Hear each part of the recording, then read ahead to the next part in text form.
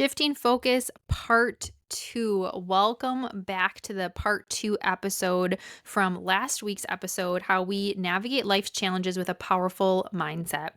And this is a special episode because I'm coming to you post surgery, where what I'm going to share with you today is not only for your benefit, but for mine as well. So if you didn't tune into last week's episode, make sure you check out last week's episode because that's part one, where we talk about how can you shift your focus when, things are going crazy, when life's coming at you. And I really started to talk about what I wrote about in the book Peak Performance Mindset Tools for Leaders, and really highlighting what got me in this journey and how when you change your thoughts, you can change your life. And so I share some of the excerpts from the book in last week's episode. And today for part 2, we're sharing some of the tangible things and steps that you can do.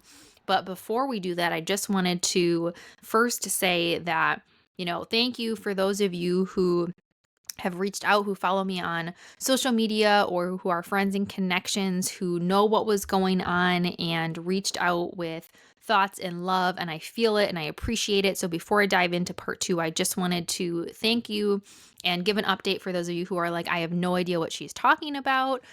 So first of all, this episode is going to only be audio. We always record video, and that goes on YouTube. And if you haven't yet checked out the YouTube channel, please go check it out, Julie Menden, where we release the full episodes. And it's always fun, I think, to be able to see the video of either me or when I have guests.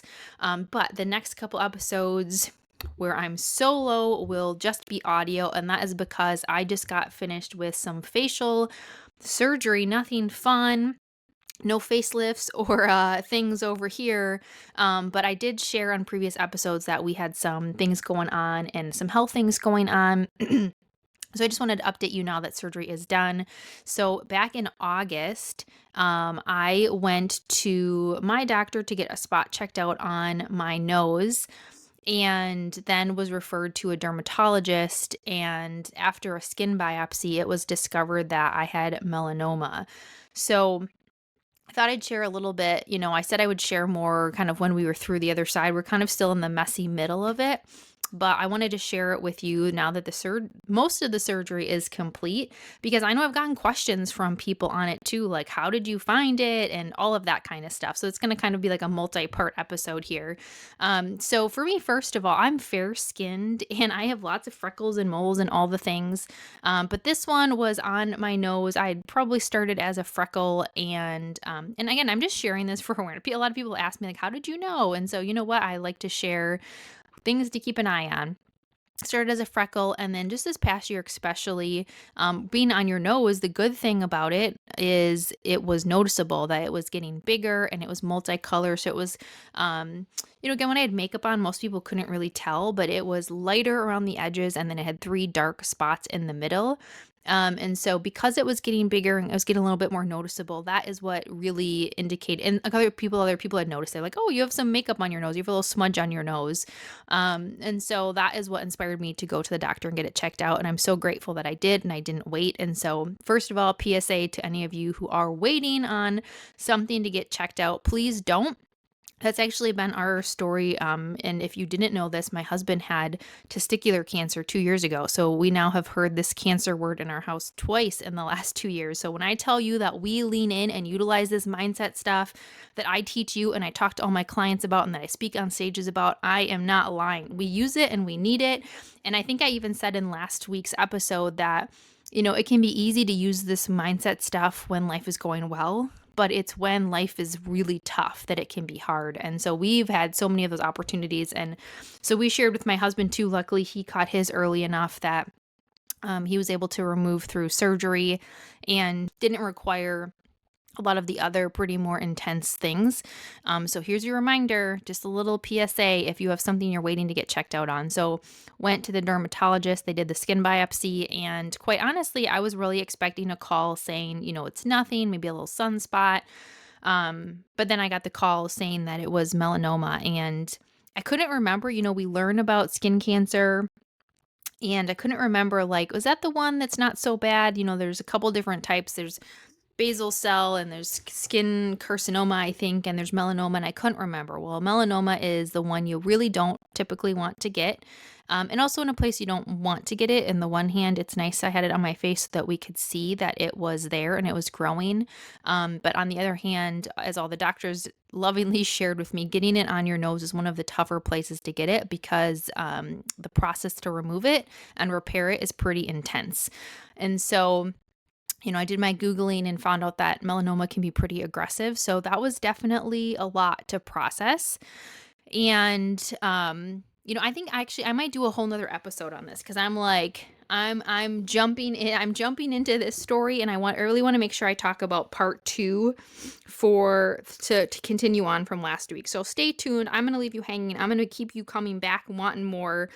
Stay tuned. I'll record a whole separate episode where I share more of this. So I'm gonna kind of leave you with that. But I did just want to acknowledge that because I'm coming right off of surgery that I had last week when I'm recording this. So stay tuned, come back. I'll record a whole episode where I talk about that journey and what surgery has been like and recovery. And it can definitely take a big mental toll to even hear the word cancer on your face as somebody who does use her face all the time. Like I kind of said with the surgeons, like I'm a professional speaker. Fall is my busiest time. When I'm not speaking on stages, I'm on camera with clients, recording content. So it is very humbling to have this happen and to have it on your face. And yeah, it has been a journey and it's going to be a journey. So that's why we're not on camera because I still have stitches. For some people, the thing is it wasn't just my nose. So because of it ended up being a little bit more of an invasive procedure, they had to go all the way up my forehead. And so it's an intense recovery. So stay tuned. I'm totally like, if you're one of those people, it's like when someone starts a story and they don't finish it, it drives you nuts. I'm so sorry. But as I started talking, I was like, wait a minute, we're here for part two of mindset, and I will record a separate episode where I share all the details and steps about what it's been like. So come back for that episode. But what I will say is, again, this is things that I lean on when all of these things in life happen, is leaning on how do you navigate life's challenges with this powerful mindset. So when we wrapped up last week, we were really talking about the chapter that I did and this lens through which we look at and how you define yourself. We talked about we walk around with a certain lens and like even in this situation, how we saw other people handle challenges around us, how we saw family, friends handle, big either health things or personal things or financial things or work things, how we have handled them in the past. All of that influences how we're going to handle these situations. And so I want to share with you some of the quick hit things that I talk about in the book. And I also talk about this in some of my talks as well. The 3-step process for really taking control of your thoughts and taking control of the results that you're getting in your life. So first step is choose it.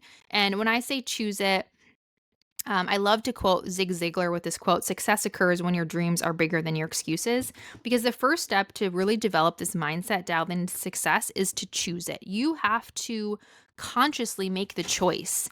And this doesn't mean just hoping for it, just wishing for it. It's not looking at others who have it and comparing yourself to others. It's that you are going to go for it, that no matter what gets in your way, no matter what comes at you, you're going to go for it. And if you look at all of the highly successful leaders in the world, they didn't just have success fall into their laps. They didn't have this easy path to success. They had tenacity. They had conviction, one of my favorite words, in their dreams and their missions. They chose their goals over and over despite hardships, despite the ups and downs. You are so capable of it. It's right on the other side of indecision, on the other side of the excuses, on the other side of the comparison and the self-doubt. And the leaders who have developed this mindset dialed into success have this strong why, this strong conviction. And I always say it's knowing where you're headed, it's knowing why you want it, and it's knowing how you want to get there. But in all of this, it's knowing who you want to become along the journey. So some of the things I want you to think about is, what is your why? What's that strong conviction you have that's driving you? Who are you at your core? And what's your vision for yourself in 1 year, in 5 years, in 10 years? So that's the first step, is you have to choose it and you have to know your why. The second step that I always talk about is learning it. And learn it means you have to, choosing it and knowing your why is the first step. And it's really critical. However, it doesn't just stop there. You have to know what's going to get in your way. What could get in your way? And oftentimes it's your own thoughts that can get in your way, right? Because at the core of the results you're getting in your life are your thoughts. All of those things that we talked about earlier, those influencers, are creating the beliefs you have about yourself, which creates your thoughts, which creates your feelings, which creates your emotions and actions, which creates your results. And if you can alter the thoughts, you can profoundly alter the results you are getting. If you can alter your thoughts, you can profoundly alter the results you are getting. Most people walk around totally unaware of their own thinking and its impact on their fulfillment in their career, their relationships, their health, their well-being. Those thoughts you have create the ripple effect into the results you are getting and to the people that you're leading, right? We have to really go back to, when we want to get a different result in our life, we have to go back and change how we think about and we see what's happening. And when you can harness the power of shifting your thoughts and being able to tap in and see opportunities, even when life's tough. Let me tell you, going through and hearing you have melanoma, you need to have surgery on your face. Oh, it's going to require multiple surgeries. You're going to have, stitches all the way up your forehead. All of this stuff. Like, it is easy to go, why me? Why is this happening again? Instead of going, how is this happening for me? Or what can I learn from this? What can I take from this? What is this trying to teach me? Because if you just sit there in the, of course this is happening to me. This always happens to me. This is happening again. It's not going to get you very far. I'm sorry, but it's not. And I've had to really, I recorded an episode on, you can visit Pity City, but you can't move in. The same my friend did. So go back and listen to that episode. Like, you can have your moments. My gosh, I've had my moments where I was like, okay, I'm feeling so low right now and I just need to cry or I just need to be angry. But I know that I can't stay there. I have to move forward. At some point, you have to move forward. So when I work with a client who's not where they want to be, it usually comes down to their thoughts and the stories they're telling themselves about themselves and what they're capable of, right? Your mind is often operating from survival mode, thinking very logically and motivating you through self-preservation or stress to push you through in situations. Many high-achieving leaders say, oh, I work well under stress, but long-term, that leads to burnout. That leads to lack of fulfillment. That leads to not feeling satisfied in your life.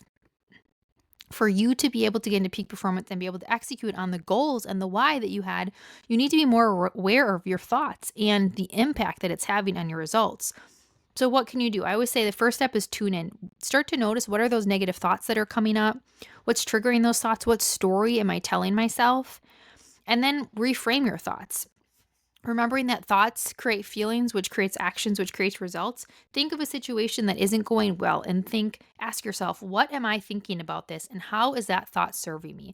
So if I were to sit here and just say, my thought of like, oh, of course, I got this, like everything bad keeps happening. How is that thought serving me and taking action and getting me to the goals and the results that I want in my personal life, in my professional life, in my business, and helping my clients? Well, it doesn't. So for me, I get the choice and you get the choice to decide what you want to do with that. And if you want to sit in that, or ask yourself, how can I approach this situation with curiosity? How can I, how else can I think about this? What could I learn from this? What could come from this? And then adopt these empowered beliefs that you believe that you can get through it, that you believe that anything that gets in your way, that you're able to work through it. The third step is, so first we choose it. We choose our goals and dreams over our fears and we anchor into our why. The second part is that we learn what could get in our way and we start to really tune in. And then the last part is live it.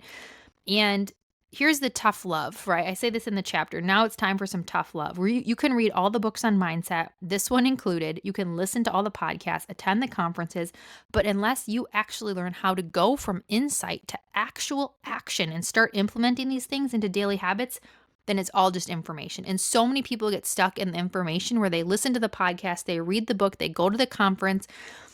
But let me tell you, you don't just absorb it and then get different. You have to put it into action. Without consistent action, you might try some of the mindset tips you learn and then quickly fall back into old habits.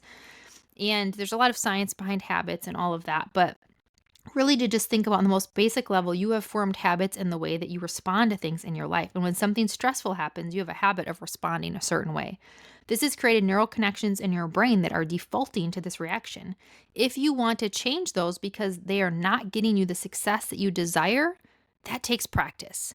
That takes conscious effort and practice. And we talk about mental fitness, we talk about rewiring our brain. It takes consistently, I would say, like kind of catching those thoughts and reframing them and building the muscle to be able to do that. Right? One of the most powerful ways you can do this by developing the skill is to pause and choose your response instead of reacting by default. Right? So instead of just instantly when something happens to you, you're going to get this habit, this thing that it's like, oh, the way that you've always responded, but you get the opportunity to take control over that now and to pause and consciously choose a new response, a different response that's going to help get you a different result. Some of the other things that I always talk about then of what you can do is things like working on your mental fitness and your mindset includes things like the first thing is practicing gratitude. And how can you intentionally seek out things to be grateful for? When we are intentionally seeking out gratitude, it is harder for us to think negatively because we're sitting there going, I'm so thankful for this weather today. Like I have been doing that on the tough days. I'm so thankful for this weather. I'm thankful for this cup of coffee. I'm so thankful that we caught the cancer. I'm so thankful for my husband and my son. Like choose gratitude. The second thing is to start to notice those negative emotions more. I also talk about centering yourself, meaning just sometimes pausing, taking a couple deep breaths and tuning into your senses. Take deep breaths, look at something, move your body a little bit. That can help center you and help take away some of the mind chatter that's happening. Visualize what you want to have happen. Visualize what you want to have happen and how you're going to make it through this situation. And then anchor into your strengths. Remind yourself what you bring to the table. Remind yourself you're strong. Remind yourself, oh my gosh, do you remember when this other thing happened and I didn't think I would make it through and I did? That's what you do. So remember, when it comes to navigating things that are hard in your life, remember these tools that I shared with you. Remember to choose it, to choose your goals and dreams over the fear, to choose the outcome that you want, to learn it, to learn what's going to get in the way for you, what could hold you back, to live into it, to move from just learning about this stuff and passively learning and listening to it to actively making choices. That is how you start to take control over things that are outside of your control. That's how you start to have little pieces of control in situations that are outside of your control. I hope this part 2 episode was helpful for you, sharing a little bit of my story, what I'm navigating, and also sharing with you some of the tips that I talk about in the Peak Performance Mindset Tools for Leaders book. We'll put a link for this for you to check it out and be able to check out also the other amazing authors in the book as well.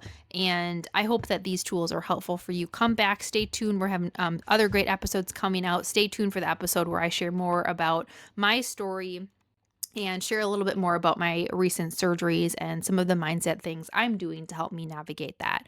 Remember that it starts with you.